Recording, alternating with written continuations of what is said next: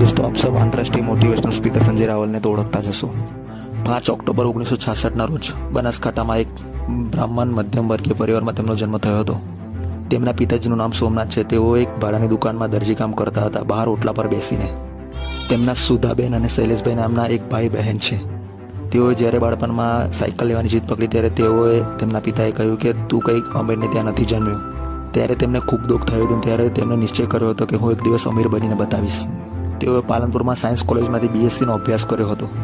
તેઓને બાળપણથી એક સપનું હતું, તેઓને ડૉક્ટર બનવું હતું, પરંતુ સાયન્સમાં તેમના ઓછા ટકા આવતા તેઓ ડૉક્ટર ન બની શક્યા।